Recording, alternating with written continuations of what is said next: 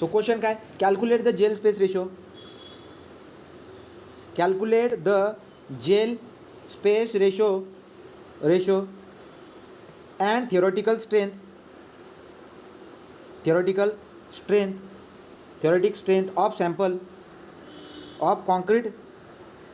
बघा काय म्हणले, calculate the gel space ratio and theoretical strength of sample of concrete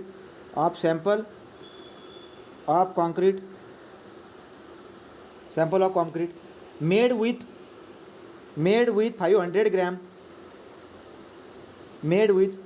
500 gram of cement. तो आपल्याकडे सिमेंट किती आहे, 500 ग्रॅम सिमेंट आहे. With water cement ratio is equal to 0.6. So water cement ratio पण दिले आहे तुम्हाला, राईट. ऑन फुल, ठीक आहे, वॉटर सिमेंट रेशो दिला आहे. On full compaction, on full hydration and at 50% hydration. तुम्हाला काय म्हणले बरं का, तुम्हाला जेल स्पेस रेशो शोधायचा आहे फुल हायड्रेशनला आणि 50% हायड्रेशनला तुम्हाला जेल स्पेस रेशो शोधायचा आहे.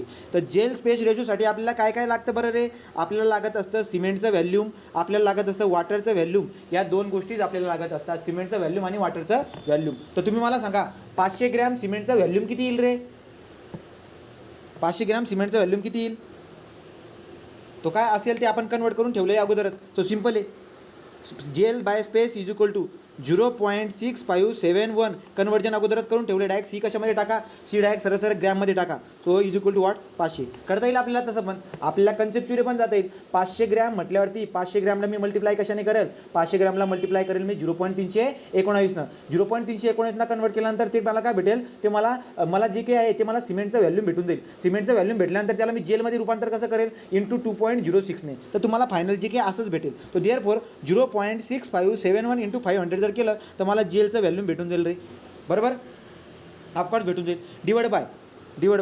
0.319 इंटू सी आहे 500 ग्रॅम. आता तुम्हाला वॉटर काढायचं आहे. वॉटर कसं काढणार, आपल्याकडे वॉटर सिमेंट रेशो दिला आहे, water by cement is equal to 0.6 दिलं आहे. मला फक्त वॉटर काढायचं आहे, तर वॉटर कसं काढणार मी, so water is equal to 0.6 into cement किती आहे, 500. तो हा झाला आपला वॉटर, तो वॉटर पण येऊन जाईल. इथं काय करतो मी, 0.6 इंटू 500, राईट. सॉरी, हे झालं वेगळं, इथं प्लस करावं लागेल मला, प्लस 0.6 इंटू 500. चला सांगा बरं का, जेल स्पेस रेशो किती निघून येईल. तो जेल स्पेस रेशो म्हणजे आपला एक्स असेल, तो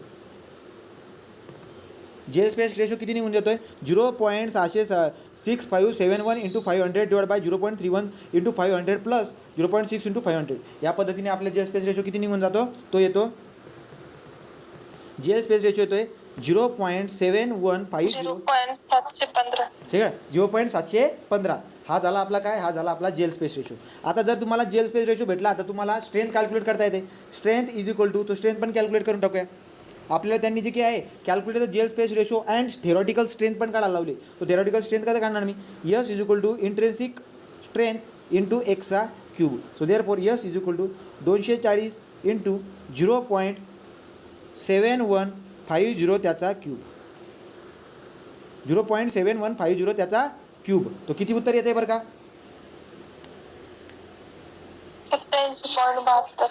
87.72. हे उत्तर कशामध्ये, न्यूटन पर MM स्क्वेअरमध्ये. ते उत्तर जे काही आहे न्यूटन पर MM स्क्वेअरमध्ये निघून येईल का, कारण की 240 जो काही आहे तो 240 काय आता जेल बाय स्पेस रेशो आहे, कॉन्स्टंट असून जाईल. या कॉन्स्टंटला जर का समजा तुम्ही आता 240 काय असते, न्यूटन पर MM स्क्वेअरमध्ये असते. न्यूटन पर MM स्क्वेअरला जर काय त्या कॉन्स्टंटने मल्टिप्लाय केलं तर मला युनिट काय भेटेल, न्यूटन पर MM स्क्वेअरमध्येच, राईट. सो देअरफॉर व्हॅल्यू काय होऊन जाते आपली 87.72 MPa म्हणा किंवा न्यूटन पर MM स्क्वेअर म्हणू, ठीक आहे. हे झाली. आता आपण एक काम करूया, आता पार्शियली हायड्रेशन. सो पार्शियली हायड्रेशनच्या केसमध्ये कसं करणार रे मी रे, gel by space ratio is equal to 0.6571 into 500 into 0.5 divide by 0.319 into 500 into 0.5 plus, right, का याच्या कंटिन्युएशनमध्ये करा, प्लस 0.6 इंटू 500, राईट. तर इथं मी 50% जे काही आहेत 0.5 मल्टिप्लाय केलं आहे न्युमरेटरवरती आणि खाली इथं, ठीक आहे. तुम्हाला सांगा बरं का जेल बाय स्पेस किती येते, 0.6571 into 500 into 0.5 divide by 0.319 into 500 into 0.5 plus 0.6 into 500. किती उत्तर येते रे? 0.432 येते का? चेक करून घ्या. 0.432 व्हॅल्यू यायला पाहिजे, तर 0.432 व्हॅल्यू राईट. तर मग आता पुढे जर बघायला गेलो तर काय, आता स्ट्रेंथ काढा. So theoretical strength can be calculated by using the what, by using the gel space ratio. So therefore 240 into एक्सचा क्यूब, एक्स किती काढला तुम्ही आता? 0.432 त्याचा क्यूब. तर याचं उत्तर जे निघून येईल 19.34 MPa. क्लिअर झालं? चला बोला, इथपर्यंत क्लिअर आहे का रे? आता बघा, ही व्हॅल्यू कोणती आलेली आहे? ही व्हॅल्यू थिओरिटिकल आलेली आहे. थिओरिटिकलचा मिनिंग काय होतो? थिओरिटिकलचा मिनिंग डायरेक्ट आयडियली. मग आता एवढी राहणार आहे का? ती नाही राहणार आहे. तो थिओरिटिकल स्ट्रेंथ जी असते ती नेहमी जास्त असते. थिओरिटिकल स्ट्रेंथ जी काय आहे, ती थिओरिटिकल स्ट्रेंथ काय असते? नेहमी जास्त असते ॲक्च्युअल स्ट्रेंथपेक्षा. तो कॉन्क्रीटची जी काही स्ट्रेंथ आहे ती कॉन्क्रीटची स्ट्रेंथपेक्षा थिओरिटिकल स्ट्रेंथ जास्त असते. सांगायचं तात्पर्य, आपली जी स्ट्रेंथ आपण काढणार आहे ॲक्च्युअली ती कमी राहणार, थिओरिटिकल स्ट्रेंथ ही जास्त निघून येणार. ओके, चला एक ग्रुपवरती टाकलेला प्रॉब्लेम सॉल्व्ह करूया.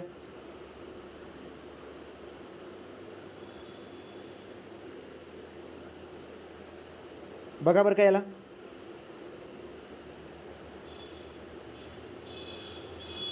अ sample of the concrete is prepare by using the, सेमच दिसतोय मला बघा, by using the 500 gram of cement with water cement ratio is equal to 0.55. 240 newton per mm². तुम्हाला इंट्रेन्सिक स्ट्रेंथ पण देऊन दिली त्यांनी, राईट. आणि म्हणले theoretical strength of concrete on full hydration. तो फुल हायड्रेशनवरती तुम्हाला थिओरिटिकल स्ट्रेंथ काढायची आहे. S is equal to 240 X का क्यूब, राईट. मग एक्स काढून घ्या पहिले. एक्स कसा काढणार आपण? X is equal to 0.6571 into cement किती आहे वजन? 500. तो कन्वर्ट करून आणलेलं बरं काय सगळं, divide by 0.319 into 500, right. Plus water cement ratio दिला आहे 0.55 इंटू 500. चला सांगा बरं इतकी किती येते व्हॅल्यू? एक्सची व्हॅल्यू किती येते? 0.657 into 500 divide by 0.319 into 500 plus 0.55 into 500. तुम्ही असं करू शकता ना, 500 कट करून टाका सगळं. तो 0.65 756 येते, राईट. मग आता आपण काय करणार? 240 ब्रॅकेटमध्ये 0.756 याचा क्यूब करा आणि उत्तर सांग. ते येऊन दिलं आपली थिओरिटिकल स्ट्रेंथ. यस, किती येते?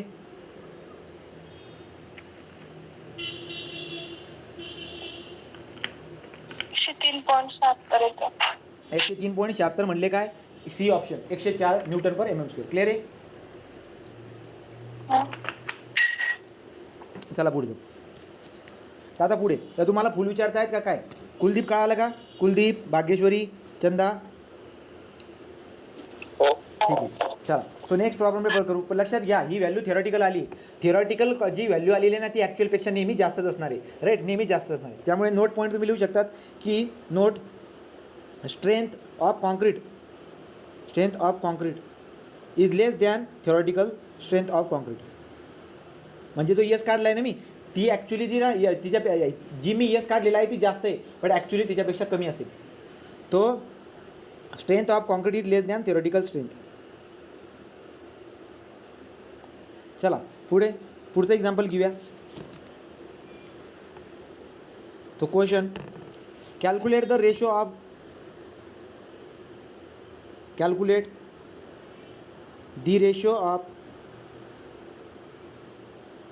strength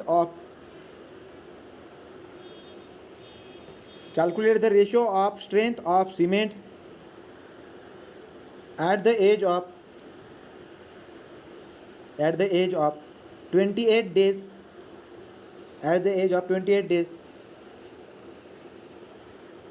as proposed by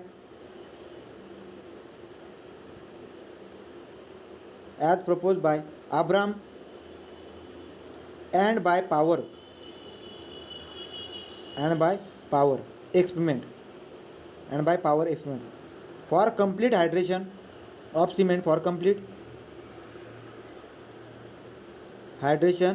of cement of 500 gram weight and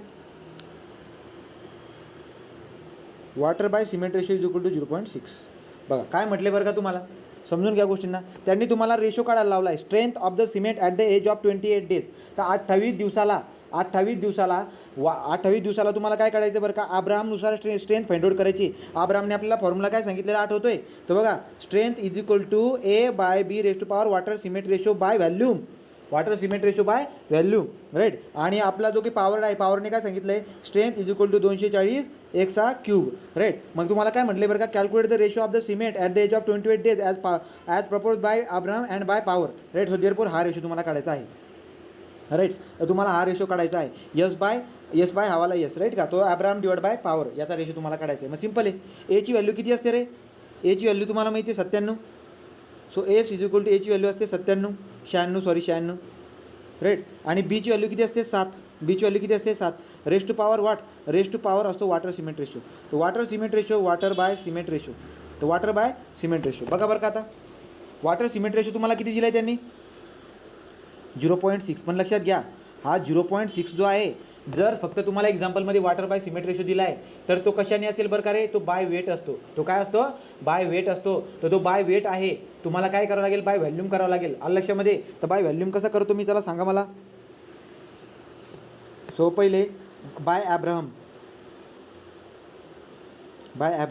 yes is equal to A by B रेश टू पॉवर एक्स. आता एक्स कॅल्क्युलेट करून घेऊ. एक्स काय असतो आपला, वॉटर बाय सिमेंट रेशो. तो वॉटर सिमेंट रेशो किती, 0.6 आहे. बट हे कशामध्ये, याच्यामध्ये वेट आहे. जर वेट असेल ना, तुम्हाला काय करावं लागेल, याला जे काय आहे तुम्ही विचार करा, वॉटर बाय सिमेंट आहे, हा किती दिला आहे तुम्हाला, 0.6 दिला आहे, राईट. म्हणजे मला काय दिसायला भेटते बरं का, की हा जो सिमेंट असेल हा ग्रॅममध्ये असेल. मला व्हॅल्यूमध्ये कन्वर्ट करायचं, त्याला व्हॅल्यूमध्ये कन्वर्ट करण्यासाठी आपल्याला कशाने मल्टिप्लाय करावं लागतं रे, आपल्याला 0.319ने मल्टिप्लाय करावं लागतं. मला या सिमेंटला कशाने मल्टिप्लाय करावं लागेल, 0.319ने मल्टिप्लाय करावं लागेल. तो 0.319 मल्टिप्लाय जर केलं तर तेव्हा जाऊन ते येणार आहे. सो 0.319 खाली या बॉटमला, जर खाली याला मी 0.319 मल्टिप्लाय करतोय, तर इकडे पण मला काय करावं लागेल, 0.319 मल्टिप्लाय करावं लागेल. सो 0.6ला जर का डिवाइड करावं लागेल. जर मी खाली बघा ना, खाली मी सिमेंटला 0.319 मल्टिप्लाय करतोय, याचा अर्थ 0.6ला मला खाली काय करावं लागेल, डिवाइड करावं लागेल ना. सो देअरफॉर व्हॅल्यू काय निघून येईल, 0.6 डिवाइड बाय 0.319. क्लिअर आहे काय. वॉटर बाय सिमेंट रेशो 0.6 जो आहे तो बाय वेट आहे, त्यांनी मेन्शन केलं का नाही, तो बाय वेट राहते ते. मग बाय वेट असेल, तुम्हाला बाय व्हॅल्यूम काढावं लागेल. मग बाय व्हॅल्यूम कसं काढणार तुम्ही, तुम्हाला माहिती आहे की वॉटर बाय सिमेंट याने 0.6 दिला आहे, पण हा सिमेंट ग्रॅममध्ये, त्याला मला काय करावं लागेल, 0.319 मल्टिप्लाय करावं लागेल. इकडे मल्टिप्लाय करावं लागेल, म्हणजे इकडे पण खाली मल्टिप्लाय करावं लागेल. सो देअरफॉर आपला वॉटर बाय सिमेंट रेशो काय बनून जाईल, 0.6 divide by 0.319. So therefore equation कसं बनते बघा, strength is equal to 96 divide by 7 raise to power 0.6 divide by 0.319. चला बोला रे, किती उत्तर येते, 7 raise to power 0.6, 7 raise to power 0.6 divide by 0.319. 2.47.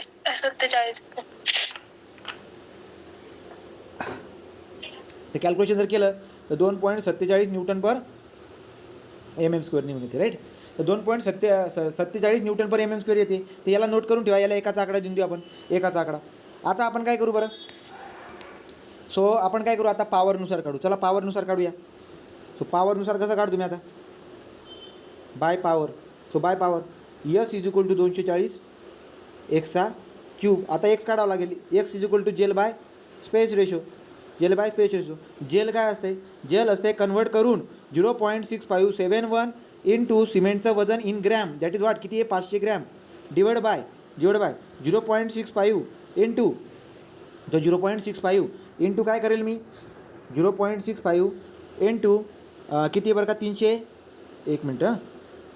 So आता 0.65 नाही, 0.319 into 500 into water cement ratio किती दिला आहे त्यांनी, 0.6. So plus 0.6. मला वॉटरचं व्हॅल्यूम लिहायचं आहे. वॉटरच्या व्हॅल्यूमला काही करायची जरूरत नाही बरं का, सरळ सिमेंटच्या वजनाने मल्टिप्लाय करा. इथं सिमेंटला तुम्हाला व्हॅल्यूमध्ये कन्वर्ट करायची गरज पडते, वॉटरला नाही. 0.6 इंटू 500 सगळा कट करून टाका. उत्तर काय येईल, 0.6571 डिवाइड बाय 0.319 प्लस 0.6. मी तर म्हणतो तुम्ही पाठ करून टाका डायरेक्ट. बघा हे बघा, तुम्हाला जर का काय म्हणतो आपण त्याला, जेल बाय स्पेस रेशो जर काढायचं असेल ना, सिम्पल आहे. काय फॉर्म्युला आहे, 0.6571 divide by 0.319 plus water by cement ratio. असं करायचं. तुम्ही म्हणा असं कसं काय, सांगतो तुम्हाला. हे बघा, जर समजा इथं सी आहे तर सी इथं पण आहे आणि सी इथं पण मल्टिप्लाय करावं लागतं मला. हा सी कटला, हा सी कटला, हा सी कटला, सगळे कटत आहेत. तर त्यामुळे हा रेशो घ्या ना तुम्ही. 0.6571 डिवाइड बाय 0.319 प्लस 0.6. सांगा बरं किती उत्तर येते. 0.715. 0.715. तर 0.7. 715. हां बघा, 0. समथिंग असं यायला पाहिजे उत्तर, लक्षात ठेवा. So S is equal to 240 0.715 काहीतरी म्हणली, त्याचा क्यूब कर आणि स्ट्रेंथ सांग किती ते. चला स्ट्रेंथ सांगा रे.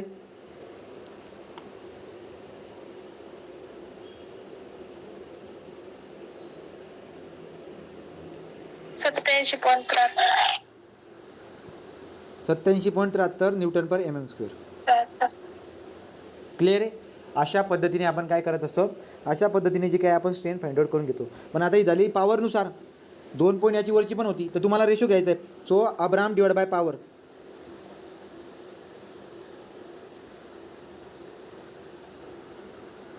सो अब्रामनुसार काय आली 2.47 न्यूटन पर mm स्क्वेअर. इथं आली 87.23 Newton per mm square. Newton per mm square, Newton per mm square cut झाला. तर 2.47 डिवाइड बाय 87.73 किती येते भाग्यश्वरी, चंदा? 0.028. 0.028. तर 0.028 हे झालं आपलं आन्सर. आलं लक्षामध्ये, ते झालं आन्सर.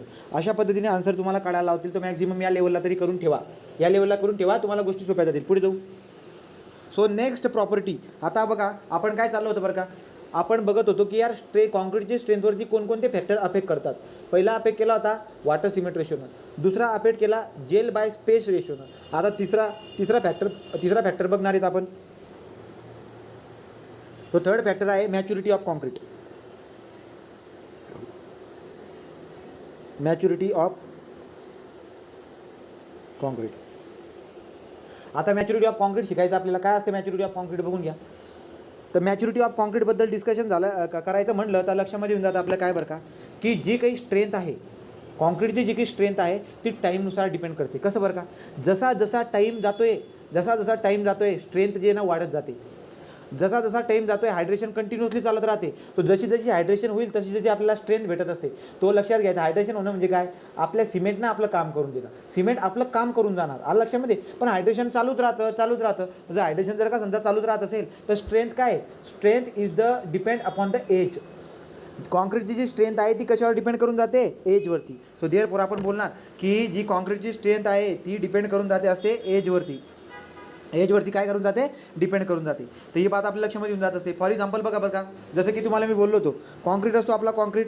या कॉन्क्रीटची 3 दिवसाची स्ट्रेंथ आणि 28 दिवसाची स्ट्रेंथ, याच्याबद्दल जर मी तुम्हाला बोललो, कॉन्क्रीटच्या 3 दिवसाची स्ट्रेंथ आणि 28 दिवसाची स्ट्रेंथबद्दल जर का बोललो, तर तुम्हाला काय निष्कर्ष निघतं बरं का बाहेर, कन्क्लुजन काय निघतंय. तुम्ही बोलतात 28 दिवसाची स्ट्रेंथ जेवढी काही असेल, 28 दिवसाची स्ट्रेंथ जेवढी काही असेल त्याची 50% स्ट्रेंथ तिसऱ्या दिवशी असते. म्हणजे तिसऱ्या दिवशी स्ट्रेंथ कमी आहे, 28व्या दिवशी स्ट्रेंथ जास्त आहे. सांगायचं तात्पर्य काय, strength is the function of age.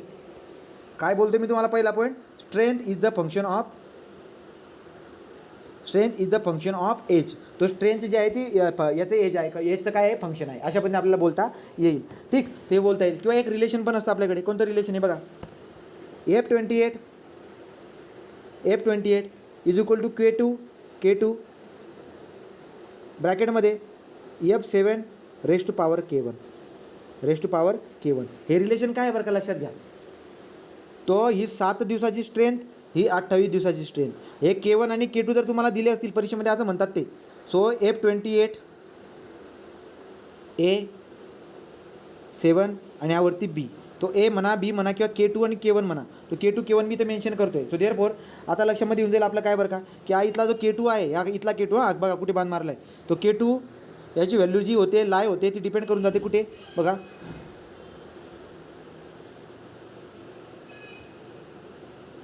K2 is equal to 0.3 to 0.8. K1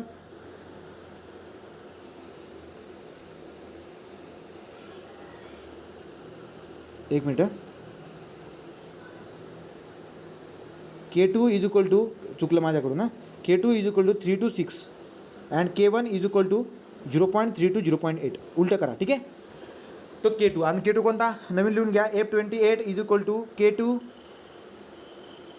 F7 raise to power K1, right. तर आपल्याकडे असले रिलेशन असतात, याच्यानुसार जे ना आपण हे फाइंड आउट करत असतो. पण जनरली तुम्हाला मी बोललो होतो काय बरं का, की तिसऱ्या दिवसाची स्ट्रेंथ ही 28 दिवसाच्या 50% असते. तर 7व्या दिवसाची स्ट्रेंथ ही 28 दिवसाच्या किती असते रे? 7व्या दिवसाची स्ट्रेंथ ही 28 दिवसाच्या किती असते? 28 दिवसाची किती असते? आठवा किती असते? 70%. किती असते? 70%. म्हणजे 28 दिवसाला तुम्हाला 100% स्ट्रेंथ जर का भेटत असेल तर 7व्या दिवशी त्या 100%ची फक्त 70% स्ट्रेंथ असते. सांगायचं तात्पर्य काय आहे, जसा जसा टाईम जातोय ना स्ट्रेंथ वाढत जात असते. So therefore strength of the concrete is the function of age, एवढी बात आपल्या लक्षामध्ये येऊन गेली. दुसरं मी तुम्हाला क्युरिंग शिकवली होती. क्युरिंग म्हणजे काय बरं का, क्युरिंग म्हणजे आपण जे काही हायड्रेशनसाठी पाणी दिलेलं आहे, जेव्हा आपण मिक्सिंग केली होती, ती मिक्सिंग करताना पाणी ॲड केलं होतं. पाणी आपण काय ॲड केलं होतं, तर जे पाणी आपण काय करत असतो, पाणी आपण ॲड करून हायड्रेशनची प्रोसेस पूर्ण करण्याचा प्रयत्न करतो. म्हणजे काय, की जे पाणी आपण ॲड करणार या पाण्याने सिमेंटसोबतच मिक्सर व्हायला पाहिजे, उडून नको जायला पाहिजे. म्हणजे काय, हायड्रेशन. मग आपण काय बोलतो, क्युरिंग म्हणजे काय, आपण हायड्रेशनसाठी जे काही पाणी त्याच्यामध्ये दिलेलं आहे ते उडायला नको, त्यासाठी जेवढी काही धडपड होईल आपल्याकडून त्याला म्हणतो आपण क्युरिंग करणं. मग क्युरिंग करण्यासाठी सगळ्यात महत्त्वाचा फॅक्टर कोणता असतो, तो म्हणजे टेम्परेचर. सो इम्पॉर्टंट फॅक्टर कोणता आहे, तो म्हणजे टेम्परेचर.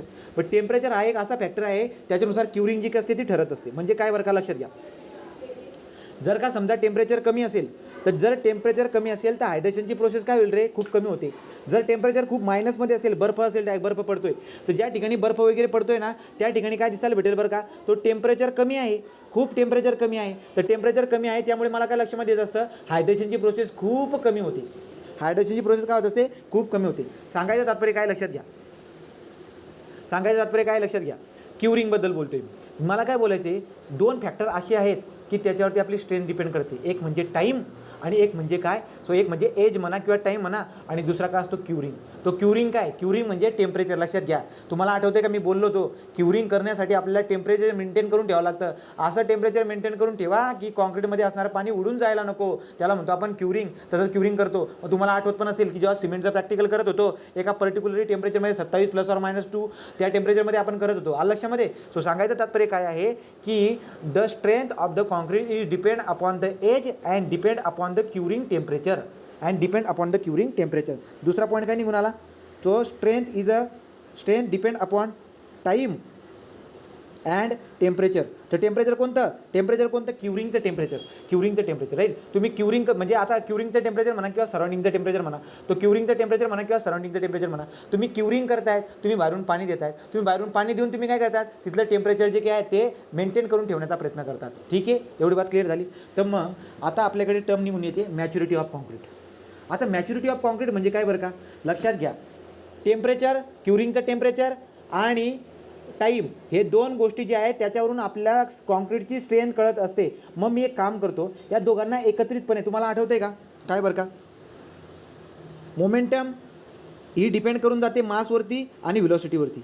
काय बोलतो मी, मोमेंटम जे की आहे ते मासवरती आणि व्हेलॉसिटीवरती डिपेंड करून जात असते. मी प्रत्येक वेळेस असं बोलेल का की खूप जास्त मोठी धडक होईल जेव्हा वजन खूप जास्त मोठं असेल, असं बोलेल का, नाही बोलणार. मी मोमेंटम बोलणार. काय बरं का, की ज्या गोष्टीचं वजन आणि व्हेलॉसिटी जर का जास्त असेल तर ते जास्त धडक मारेल, त्याचा मोमेंटम सगळ्यात जास्त असेल, असं आपण बोलून देत असतो. सेम मी काय बोलतो, कॉन्क्रीटची स्ट्रेंथ जास्त असेल जेव्हा टेम्परेचर जास्त असेल, ठीक, कॉन्क्रीटची स्ट्रेंथ जास्त असेल जेव्हा टेम्परेचर म्हणजे क्युरिंग टेम्परेचर मेंटेन असेल आणि टाईम जास्त असेल, या याच्यानुसार. So therefore maturity of concrete is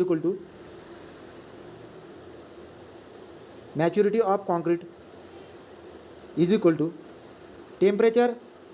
so कसं लिहू आता, time into summation of time into temperature. Summation का म्हटलं आहे तुम्हाला कळून जाईल. समेशन का म्हणतं आहे, कारण की बघा, दिवसाला जे काही कॉन्क्रीट जातं, आता समजा आपण काय केलं, बांधकाम केले आणि सुरुवातीला आपण काय करतो, पहिले 28-30 दिवस आपण त्यांना पाणी देत असतो त्या कॉन्क्रीटच्या कामाला. का, आपल्याला क्युरिंग करायची असते, आपल्याला जे टेम्परेचर आहे ना आतमधलं मेंटेन करून ठेवायचं, जेणेकरून जे की आहे, जेणेकरून त्याच्यामधलं पाणी उडून नको जायला पाहिजे. हायड्रेशनमध्ये भाग घेणं ठीक आहे, पण उडून नको जायला पाहिजे. आलं, हायड्रेशनमध्ये भाग कसे कधी घेईल, टेम्परेचर, हायड्रेशनसाठी टेम्परेचर पण पाहिजे, पण खूप जास्त टेम्परेचर नको, खूप जास्त टेम्परेचर पण नको. ओके हां.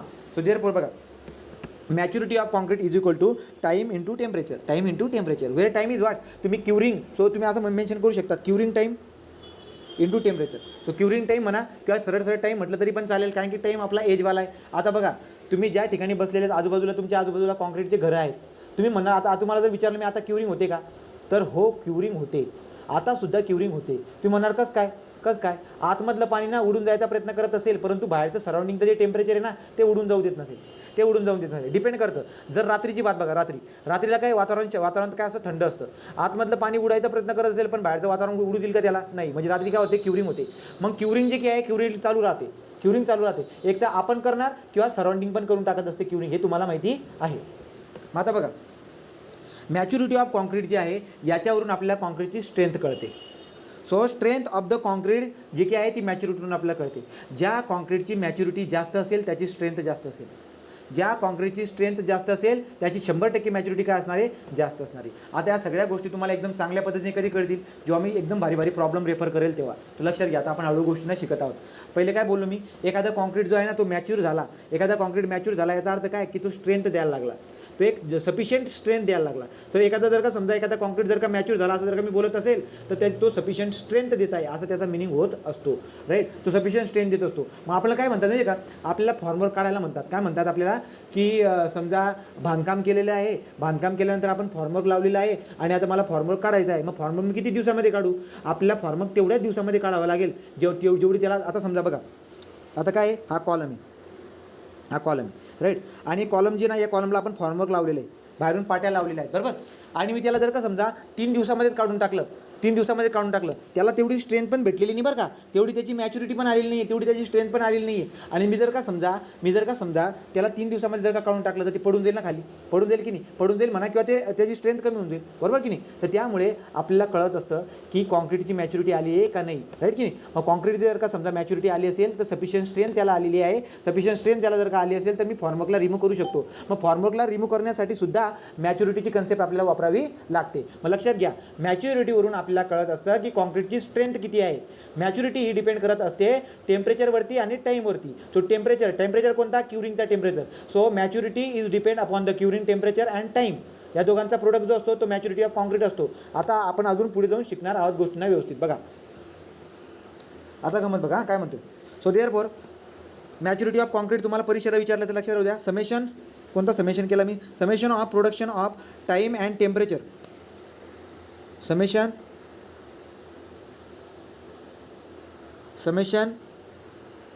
Of product of time and curing temperature, right. So लक्षात घ्या, या गोष्टींवरती डिपेंड करून जात असते. आता लक्षात घ्या काय म्हणतोय पुढचं वाक्य. तुम्हाला परीक्षेमध्ये जर का असा प्रश्न विचारला ना, हायड्रेशनची प्रोसेस कोणत्या टेम्परेचरला होत नाही. तुम्ही पाणी ॲड केलेलं आहे, त्याच्यामध्ये सफिशियंट पाणी आहे, परंतु हायड्रेशनची प्रोसेस कोणत्या टेम्परेचरला होत नाही असा प्रश्न जर का विचारला तुम्हाला तर तुमचं उत्तर असणारे -12 degree Celsius to -10 degree Celsius यांच्या दरम्यान म्हटल्यावरती काय मी रेफरन्स पकडणार यांच्या दरम्यानमधला -11 डिग्री सेल्सिअस. तर जर का समजा परीक्षेमध्ये प्रश्न आला, मला काय म्हणतायत की जर समजा तुम्हाला असं विचारलेलं आहे की कोणत्या टेम्परेचरवरती हायड्रेशन होत नाही, भलेही सफिशियंट पाणी असू दे आतमध्ये, हायड्रेशनची प्रोसिजर करण्यासाठी सफिशियंट पाणी जरी असलं कॉन्क्रीटमध्ये तरीसुद्धा हायड्रेशन होणार नाही. असं कधी घडेल, जेव्हा वातावरणामधलं टेम्परेचर जे आहे, वातावरणामधलं टेम्परेचर म्हणा तुम्ही, त्याला क्युरिंग टेम्परेचर म्हणा, वातावरणामधलं टेम्परेचर म्हणा, किती असेल, ते असेल -11 डिग्री सेल्सिअस. जर का समजा म्हणजे काय बरं का लक्षामध्ये घ्या, मग तिकडे कुठे असेल, कुठे बर्फाळ भागांमध्ये जर -11 डिग्री सेल्सिअसवरती बांधकाम जर का केलं असेल तर क्युरिंगची जी काही आहे, क्युरिंग म्हणजे आपण म्हणता येईल आपल्याला की हायड्रेशन होणार नाही. तुम्हाला स्ट्रेंथचा रेट जो आहे सुरुवातीला तो रेट व्यवस्थित भेटणार नाही, खूप जास्त टाईम लागेल, तुम्हाला खूप जबरदस्त टाईम लागेल. तेव्हा हळूहळू काय होईल, हळूहळू खूप मायनर काय होत असेल बरं का, हायड्रेशन होत असेल, आणि हळूहळू हायड्रेशन होऊन तुम्हाला स्ट्रेंथ भेटेल. तर खूप दिवस लागून जातील मला एक सफिशियंट स्ट्रेंथ भेटण्यासाठी, बरोबर की नाही. ओके, जो तुम्हाला एक पॉईंट लिहायचा, मेन्शन करून घ्या पटकन. पॉईंट काय लिहायचं आहे? The temperature is considered, the temperature is considered, temperature is consider for reference between -12 degrees Celsius and -10 degrees Celsius up to which hydration of concrete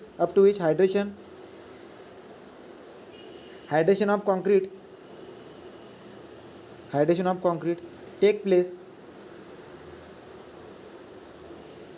place, right? Bracket मध्ये an average,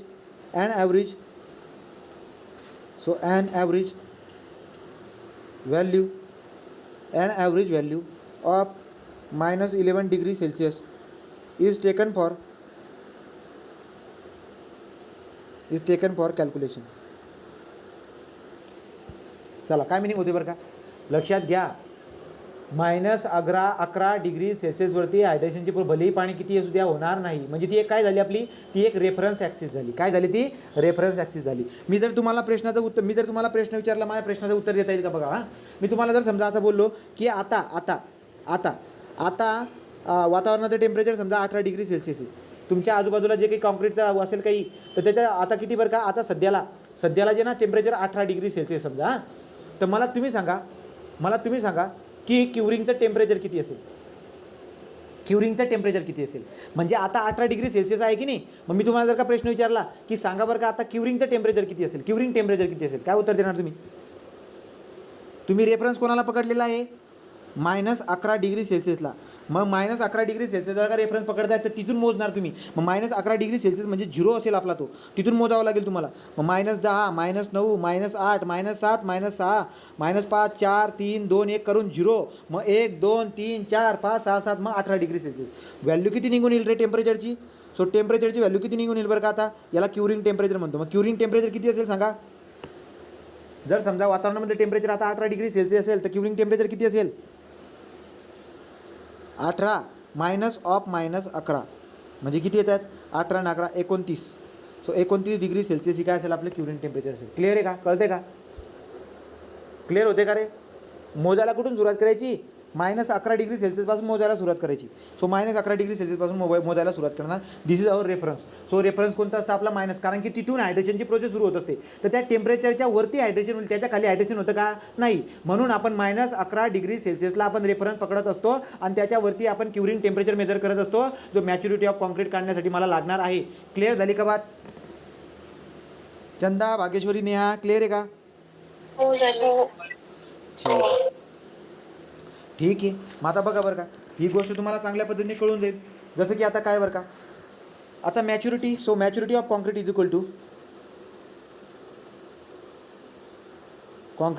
equal to time, summation of time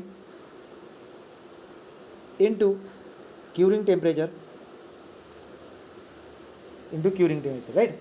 हां, आता मला सांगा time आणि temperature येतो त्याचं unit काय येईल बरं का? So unit of maturity of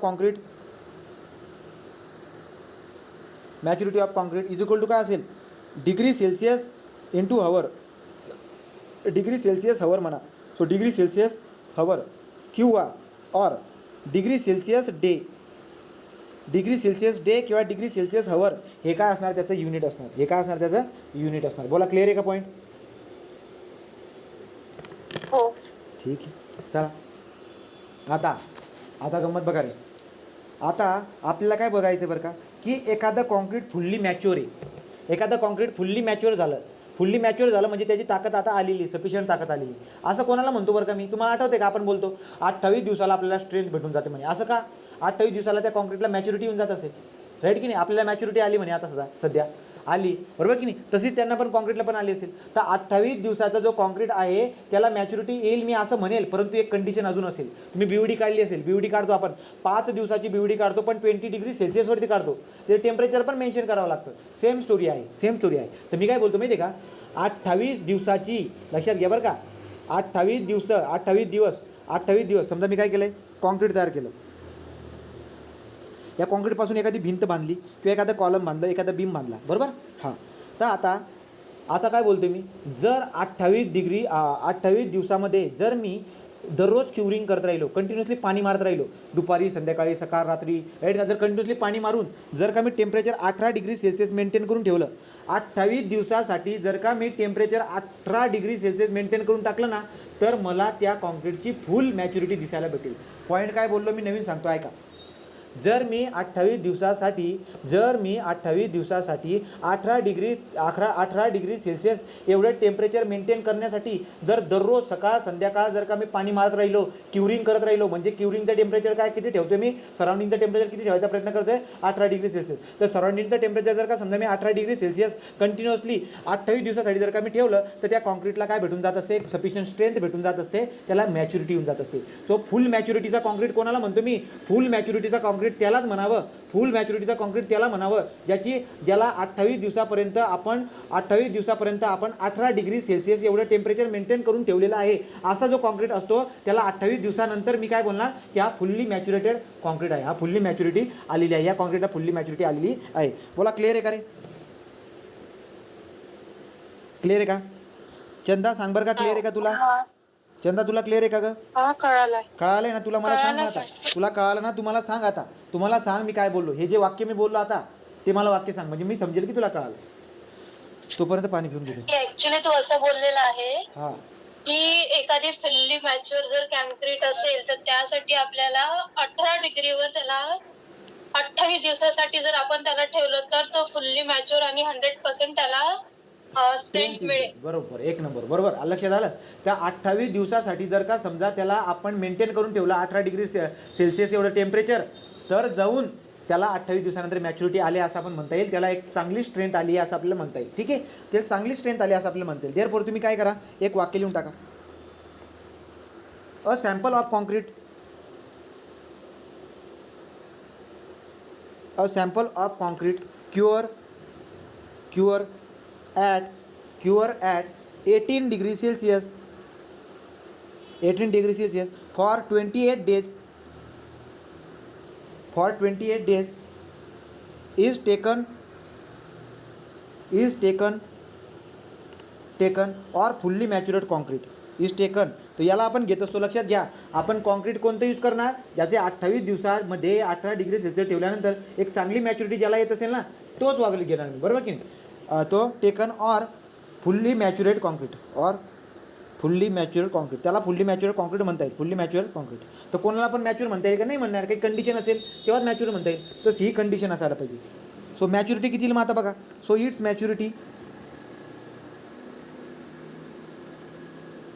maturity कसं काढणार मी आता, मॅच्युरिटी वुड बी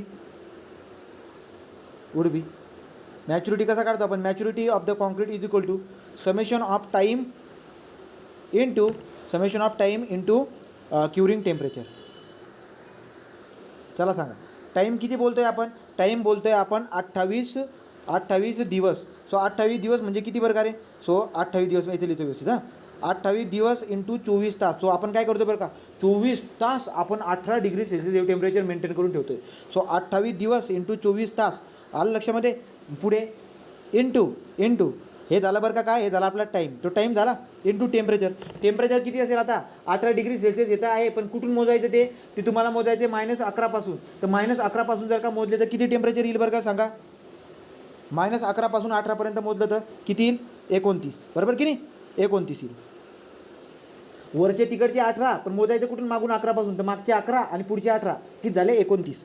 आलं लक्षामध्ये. तर याचं जर का तुम्ही कॅल्क्युलेशन केलं 28 इंटू 24 इंटू 29, तर उत्तर किती निघून येईल बरं का रे, याचं उत्तर किती निघून येतं, याचं उत्तर निघून येईल 19,488 19,488 19,488 degree Celsius into hour, 19,488 degree Celsius hour, right. परंतु सरासरी आपण ही व्हॅल्यू किती घेत असतो, सरासरी व्हॅल्यू किती घेऊन येत असतो, आपण घेऊन घेतो ही व्हॅल्यू 19,800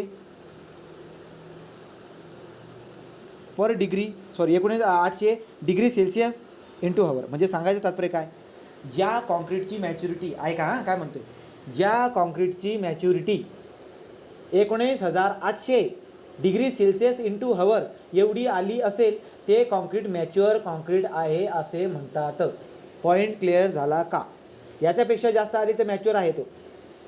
19,800 डिग्री सेल्सिअस इंटू हवर एवढी, याच्यापेक्षा एवढी किंवा याच्यापेक्षा जास्त मॅच्युरिटी, याच्यापेक्षा जास्त जर का मॅच्युरिटी असेल तर ते मॅच्युअर कॉन्क्रीट आहे.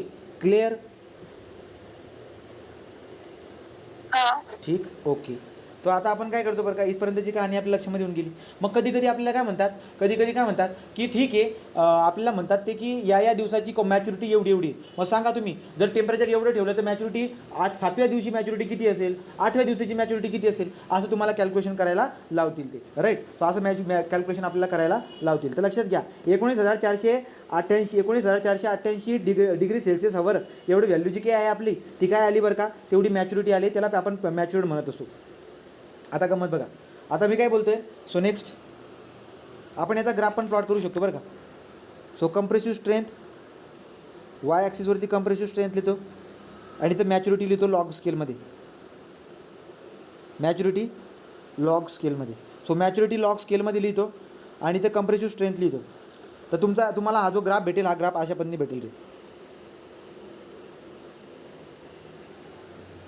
राईट. हा ग्राफ तुम्हाला अशा पद्धतीने भेटेल. आता ही जी काही ॲक्सिस भेटते, ही ॲक्सिसचा स्लोप काय असतो, Y is equal to M X.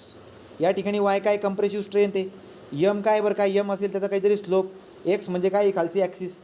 So there four आणि बघा ही स्केल कोणती आहे, लॉग स्केल आहे, लॉग स्केल आहे. तर मग लक्षामध्ये घ्या, जर समजा तुम्हाला वेगळ्या दिवसाची आणि वेगळ्या कुठली पण तुम्हाला स्ट्रेंथ काढायला लावली ना, मी स्ट्रेंथ कसं काढेल माहिती आहे का, पहिले इथून मला काय करावं लागेल, सो याला इथून ते इथपर्यंत कॉर्डिनेट जी आहे, ही जी स्ट्रेंथ आहे ना, याला मी ए म्हणतो.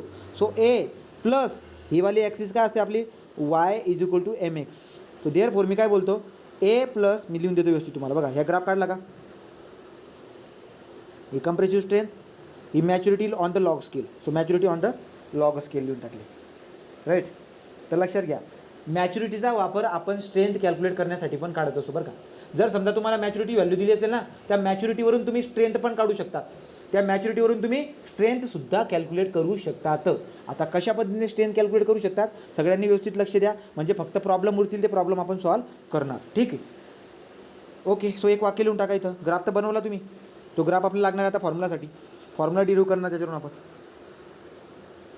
Maturity concept is useful for estimating the strength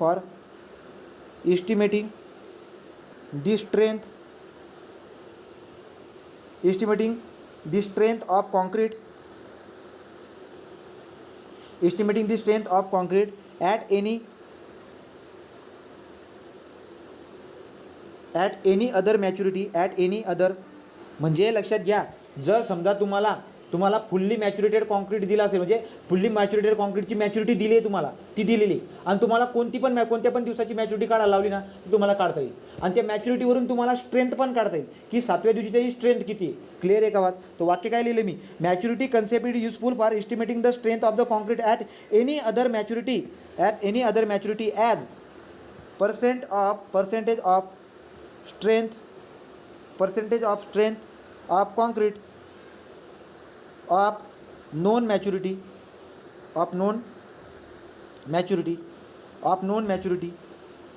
strength at any maturity. ठीक आहे, इथपर्यंत लिहिले का, of known maturity. So known मॅच्युरिटीपर्यंत लिहून घ्या. इथपर्यंत झाले. आता लक्ष द्या, याला आपण कसं काढतो, सांगायचं तात्पर्य काय बघा, सांगायचं तात्पर्य काय. ग्राफला रेफर करूया.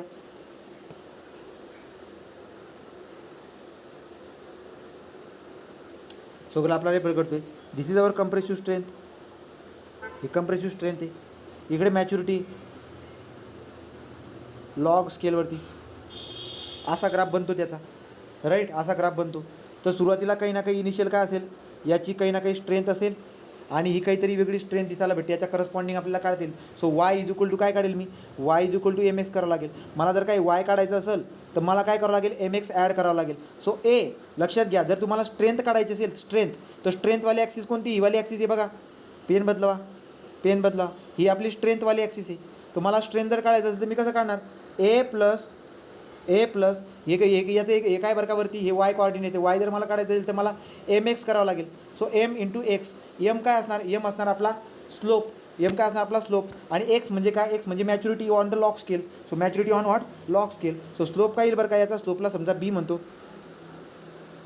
Log of maturity, log of maturity divide by 10⁻³ so log of maturity divide by 10⁻³. म्हणजे लक्षात घ्या, आता मी काय करतो हां, आता हे जे ना तुम्हाला मी स्ट्रेनचं कॅल्क्युलेशन करून दाखवलं, मला काय सांगायचं आहे गंमत बघा.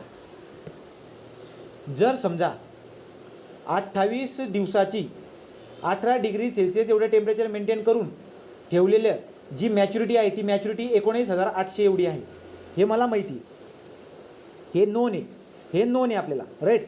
तर नोनवरून आपल्याला अननोन काढता येतं, त्यासाठी एक्सप्रेशन हे वालं असतं. तर ते एक्सप्रेशन तुम्ही लिहून घ्या, एक्सप्रेशन तुम्हाला लिहून घ्या. तुम्हाला मी एक टेबल लिहून देतो पुन्हा, मग एक एक्झाम्पल सोडवल्यावरती तुम्हाला ती कन्सेप्टच कायमची क्लिअर होऊन जाणार. तो एक फॉर्म्युला लिहून घ्या फक्त. So strength at any maturity as percentage of strength at maturity of 19,800 degree Celsius into hour is equal to a plus b log to the base 10 maturity divided by 10⁻³. चला काय म्हणणे बरं का, लक्षात घ्या. जर समजा तुम्हाला 19,800 डिग्री सेल्सिअस हवर याच्या करस्पॉन्डिंग स्ट्रेंथ दिली असेल, मी जे बोलते वाक्य व्यवस्थित आहे का, पूर्ण मन लावून आहे का.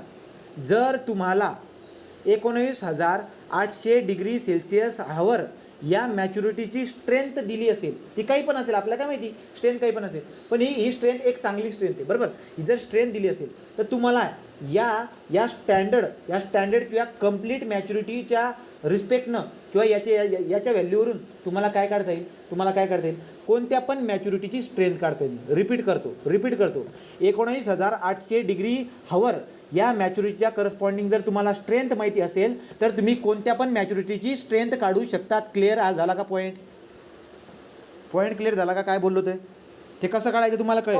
हां ओके. हां आता गंमत बघा, एक टेबल आहे, तो टेबल लिहून घेऊ. आणि लक्षात घ्या, हे जर तुम्हाला एक्सप्रेशन लिहून दिलं ना, याच्यामध्ये ए कधी पण बीपेक्षा ए डज नॉट, सो ए जो काय आहे ए हा बीपेक्षा कधी कमी राहत नाही. ए डज नॉट लेस दॅन बी, हे एक नोट म्हणून लिहून घ्या कुठं. आता गंमत बघा काय, एक टेबल लिहून देतो, पटकन लिहून घ्या. आडवा करा, मोबाईल आडवा करा तुमचा.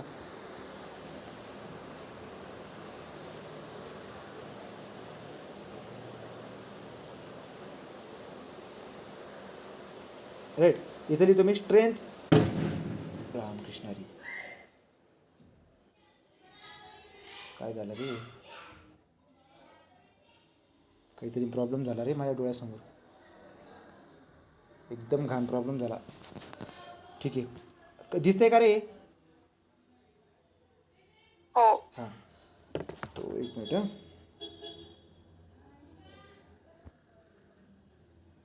घाण प्रॉब्लेम झाला इथं. स्ट्रेंथ ॲट बघा, स्ट्रेंथ ॲफ्टर इथं लिहा, या पहिल्या याच्यामध्ये हे 3च कॉलम आहेत. हा बघा मी कलर बदलवतो वाटलं सर, कलर बदलून घेऊ. हां हा लाल कलर बघा, हा एक रेषा उभी, ही एक रेषा उभी, इकडची रेषा नाही आहे, इकडची नाही आहे, ही पिवळी जास्त झाली. तो strength after 28 days, strength after म्हटलं आहे मी, ॲफ्टर म्हणजे त्याला मॅच्युरिटी होऊन जाते. Strength after 28 days at 18 degree Celsius, ब्रॅकेटमध्ये लिहायचं, ब्रॅकेटमध्ये मॅच्युरिटी इज इक्वल टू 19,800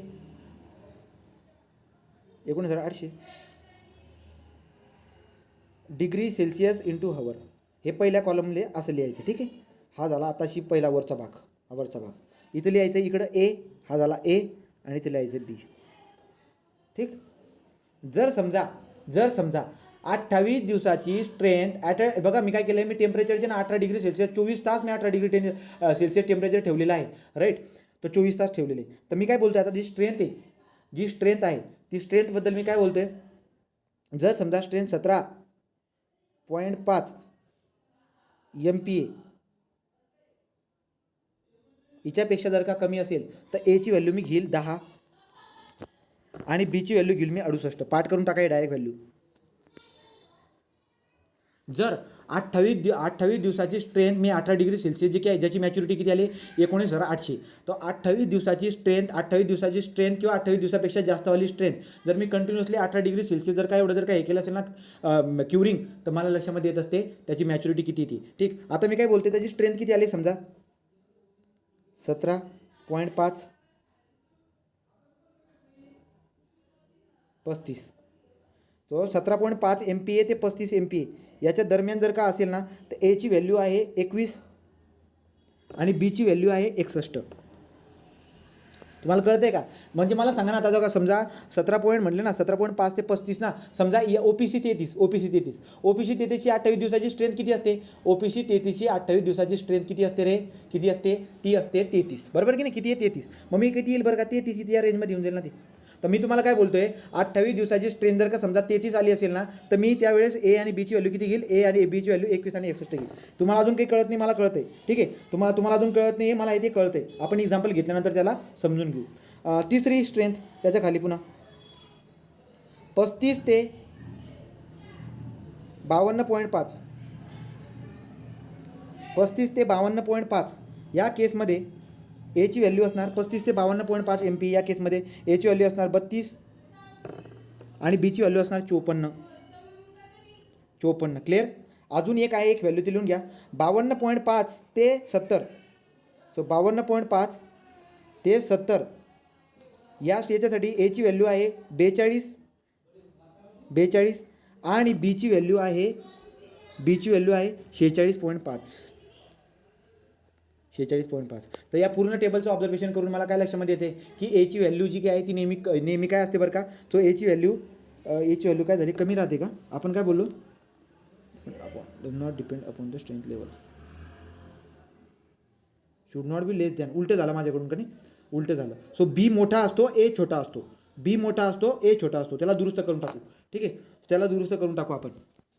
ए काय असायला पाहिजे आपला, तर त्याला दुरुस्त पण करता येईल, एवढं काही विषय नाही. ठीक आहे, लक्ष द्या आता. सो ए आपला काय असतो? छोटा असतो. बी मोठा असतो, त्याला दुरुस्त करून घ्या. आता लक्षात घ्या. आता आपल्याला काय करायचं आहे, एक एक्झाम्पल घेऊन घेऊ आणि या गोष्टीला समजून घेऊ. या गोष्टीला समजून घेऊ. काय विषय काय हा नेमका? त्यांनी काय म्हटलेलं माहिती आहे का, की जर समजा तुम्हाला 28 दिवस किंवा 28 दिवसापेक्षा जास्तवाल्या दिवसाची मॅच्युरिटी जर का दिली असेल किंवा समजा स्ट्रेंथ दिली असेल, तर ते कंप्लीट मॅच्युरिटी जर का तुम्हाला स्ट्रेंथ दिली असेल ना, तर तुम्हाला कोणत्या पण मॅच्युरिटीची स्ट्रेंथ काढता येते. कशा पद्धतीने काढायचं, एक एक्झाम्पल रेफर करून घेऊ, तुम्हाला सगळी आयडिया येऊन जाईल. तो बघा बरं का, एक्झाम्पल मी असं जनरल घेतो.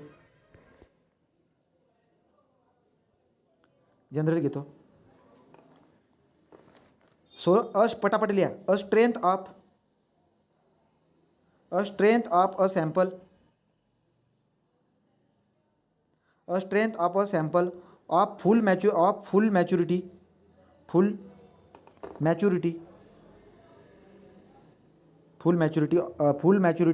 कॉन्क्रीट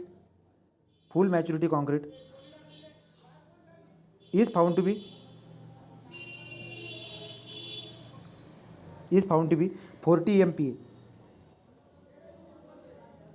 काय मिनिंग होते याचा मिनिंग काय होते?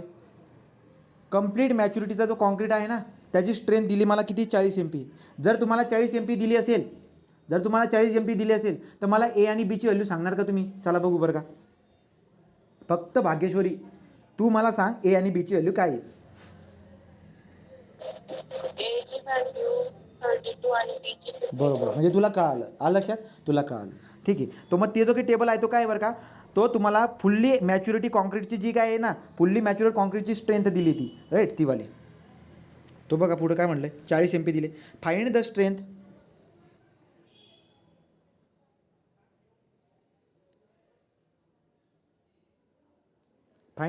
ऑफ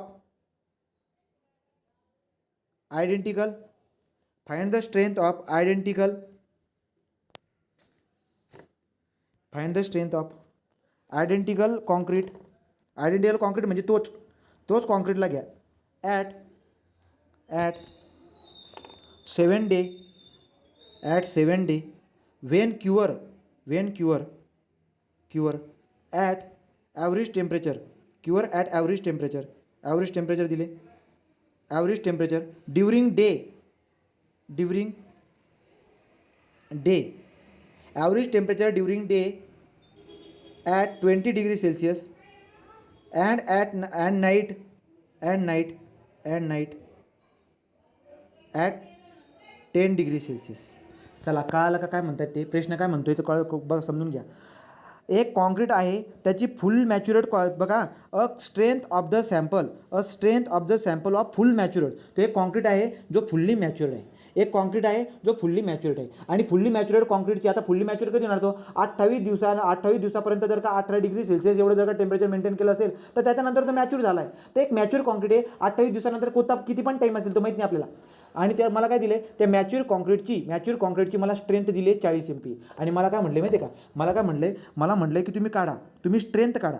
तुम्ही काय करा, तुम्ही स्ट्रेंथ काढा. कोणती स्ट्रेंथ काढा तुम्ही स्ट्रेंथ काढा 7 दिवसाची स्ट्रेंथ काढा. जेव्हा सराउंडिंगचं टेम्परेचर दिवसाला 20 डिग्री सेल्सिअस असेल आणि रात्रीला 10 डिग्री सेल्सिअस असेल. प्रश्न कळाला का राईट. मग आता बघा मी काय करतो, मॅच्युरिटी काढतो. पहिले मी काय करणार, ही जी कंडिशन मला दिली ना तिची मॅच्युरिटी किती येते ना, मी मॅच्युरिटी काढून घेतो अगोदर. तिची मॅच्युरिटी काढून घेतो का, कारण की माझ्याकडे ते एक्सप्रेशन आहे. ते एक्सप्रेशन काय सांगतं त्याचा अंदाज येईल तुम्हाला. पहिले मी मॅच्युरिटी काढून घेतो. मॅच्युरिटी कसं काढणार बरं का, 7 दिवसाचं काढायचं ना आपल्याला, 7 दिवसाचं. ठीक आहे, तो ठीक आहे. मग काय करणार बरं का मला तुम्ही सांगा समेशन ऑफ मॅच्युरिटी काढायचं आपल्याला. Maturity is equal to what, time किती आहे 7 दिवस 12 तास. लक्षात घ्या 7 दिवस 12 तास का, दिवसाचे किती तास असतात 12, रात्रीचे किती तास असतात 12. तर दिवसाला टेम्परेचर किती आहे, 7 दिवस इंटू 12 तास इंटू दिवसाला टेम्परेचर किती आहे रे 20 डिग्री सेल्सिअस. तर दिवसाला 20 डिग्री सेल्सिअस जर का टेम्परेचर असेल तर रेफरन्सपासून ते टेम्परेचर किती असेल सांगा. रेफरन्सपासून तिकडचे 11 आणि इकडचे 20 किती 31 प्लस 7 दिवस रात्रीचे 12 तास आणि रात्रीला टेम्परेचर किती असेल, रात्रीला टेम्परेचर किती आहे 10 डिग्री सेल्सिअस. 10 डिग्री सेल्सिअस जर का रात्रीचं टेम्परेचर असेल पण रेफरन्सपासून जर का मोजलं तर क्युरिंग टेम्परेचर किती होऊन जाईल रे, तिकडचे 11 आणि इकडचे 10 21 राईट. तर मला तुम्ही काय करा, यांचं पूर्ण गुणाकार करून मला उत्तर सांगा किती येते. परफेक्ट उत्तर का व्यवस्थित काढा.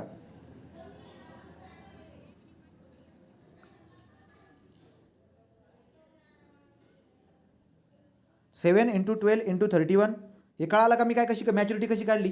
ज्या गोष्टींची मला मॅच्युरिटी काढायला लावलेली आहे राईट, मग ती मॅच्युरिटी काढून टाकली पहिली.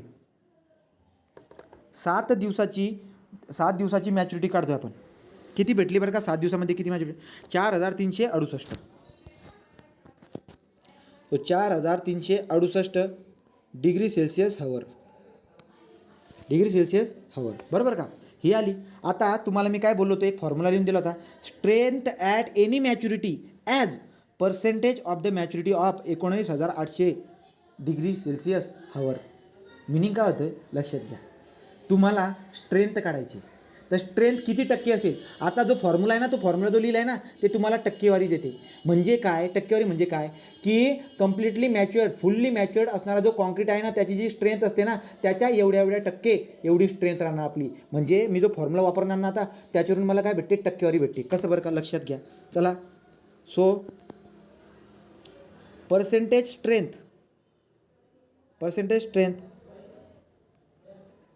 with respect to mature concrete असं लिहिलं तरी चालेल.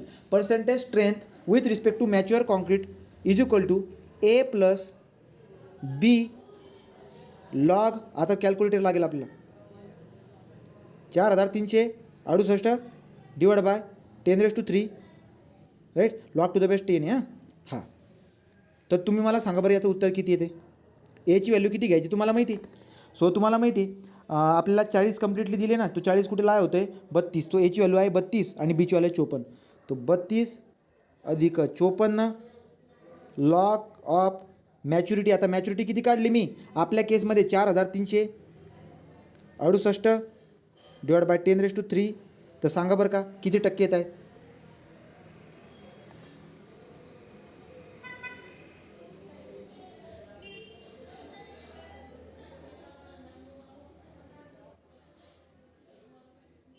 लॉग ऑफ 4368 डिवाइड बाय 10⁻³ किती येत आहे रे. 86.64. नेमकं काढ ग बाई, नेमकं काढ. 32 86.64 येतंय बाबा माझं. 64 32 अधिक 54 तोंडी काढून फेकेल नाही. काय करतेस, कॅल्क्युलेटर आहे तुझ्याकडं. 4368 डिवाइड बाय 10⁻³ 55 पॉईंट किती म्हणते 06. व्यवस्थित काढा रे तुम्ही. लॉग कोणता दाबताय पहिले हे करा. पहिले सांगा मला. Log of 4368 divide by 1000 to the base 10 याची व्हॅल्यू किती येते सांगा.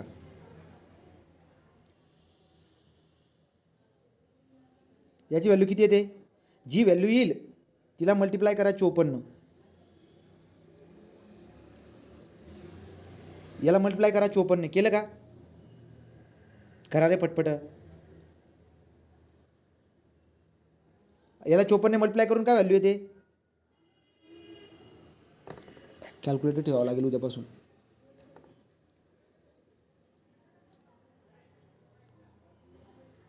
याला 54 मल्टिप्लाय करा आणि याच्यामध्ये 32 ॲड करा. ते सगळं अंतर तेवढंच येते. 86.64 परत केलं मी सगळं. तुम्ही जसं सांगितलं तसं करणार नाही. मी तुला काय बोललो.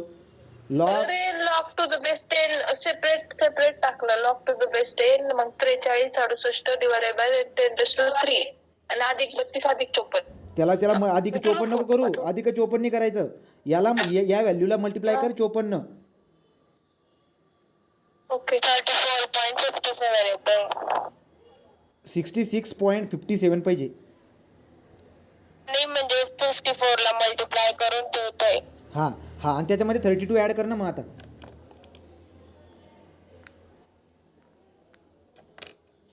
तू जे काढलंस ना त्याच्यामध्ये 32 ॲड केल्यावर किती येते.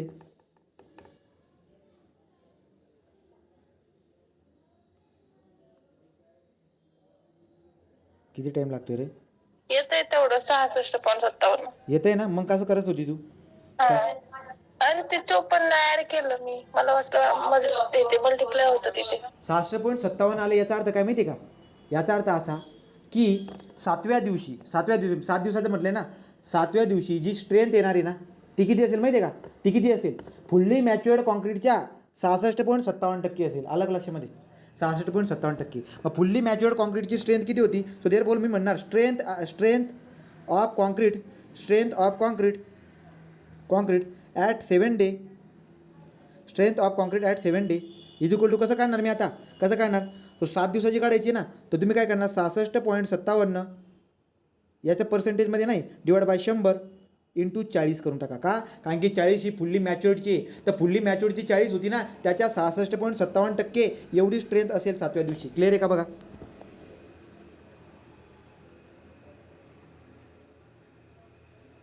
म्हणजे 100% मॅच्युरिटीला 100% स्ट्रेंथसाठी 40 MPa होती राईट ना. तर 66.57 साठी किती. अशा पद्धतीने काढू शकतात. किती आले उत्तर मग आता. 26. कळालं का तुम्हाला. हे कसं वापरायचं ते कळालं का. तर तुम्हाला कोणत्या पण दिवसाची जर का स्ट्रेंथ काढायची असेल तर तुम्हाला अगोदर काय करावं लागते. त्याची मॅच्युरिटी काढावी लागते. तुम्हाला कोणत्या पण दिवसाची जर का पहिले स्ट्रेंथ काढायची असेल ना तर पहिले त्याची मॅच्युरिटी काढून घ्या. ती मॅच्युरिटी आल्यानंतर तुम्हाला काय करता येईल बरं का. पर्सेंटेज काढता येईल की यार जे काही कम्प्लिटली फुल्ली मॅच्युअर्ड कॉन्क्रीट जो आहे ना त्याच्या किती टक्के बरं का आपली स्ट्रेंथ राईट. तर तुम्ही पहिले सुरुवातीला मॅच्युरिटी काढून घ्यायची. एक्सप्रेशन आहे आपल्याकडे percentage of the strength with respect to the fully matured कॉन्क्रीटची strength is equal to A + B log to the base 10 maturity divide by. So maturity divide by काय म्हणतो आपण त्याला. Maturity divide by 10⁻³. तर तसं करून जे काही आहे आपण 66.57 आणले पर्सेंटेज आणि त्याच्यावरून ही व्हॅल्यू काढून टाकली. कळालं का इथपर्यंत. क्लिअर आहे. हे कळायला पाहिजे. हो. चालेल थांबतो मी इथं.